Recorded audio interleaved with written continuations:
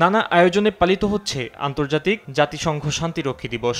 বৃহস্পতিবার সকালে তেজগাঁওয়ের পুরাতন বিমানবন্দরের মসজিদ কমপ্লেক্স এলাকায় এ উপলক্ষে পিসকিপার্স রানের রাষ্ট্রীয় আয়োজন করা হয়।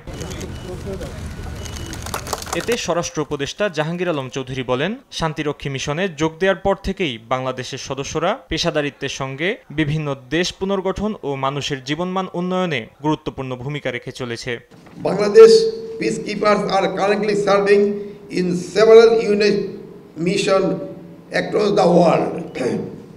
This contribution of both the Bangladesh military, army, navy and air force and the Bangladesh police to UN peacekeeping are immense and multifaceted. চীন মৈত্রী সম্মেলন কেন্দ্রে শান্তিরক্ষী দিবসের অপর অনুষ্ঠানে কথা বলেন অর্থ উপদেষ্টা সালেউদ্দিন আহমেদ। দেশের সার্বিক উন্নয়নে সামরিক বাহিনীর ভূমিকার প্রশংসা করেন তিনি।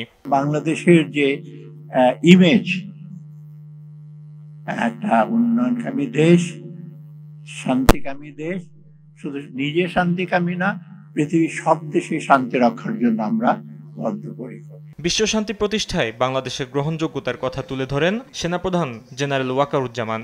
বর্তমানে শান্তি রক্ষা কাজে বাংলাদেশ সেনাবাহিনীর ৪,৮৮০ জন, নৌবাহিনীর ৩৪৩ জন, বিমান বাহিনীর ৩৯৬ জন এবং পুলিশ বাহিনীর ১৯৯ জন সহ সর্বমোট ৫,১১৮ জন শান্তিরক্ষী বিশ্বের বিভিন্ন দেশের ৯টি শান্তিরক্ষা মিশনে নিয়োজিত রয়েছে। বাংলাদেশের শান্তিরক্ষীরা জীবনের ঝুঁকি নিয়ে প্রতিটি চ্যালেঞ্জ মোকাবেলায় সর্বদা প্রস্তুত বলেও জানান সেনাপ্রধান।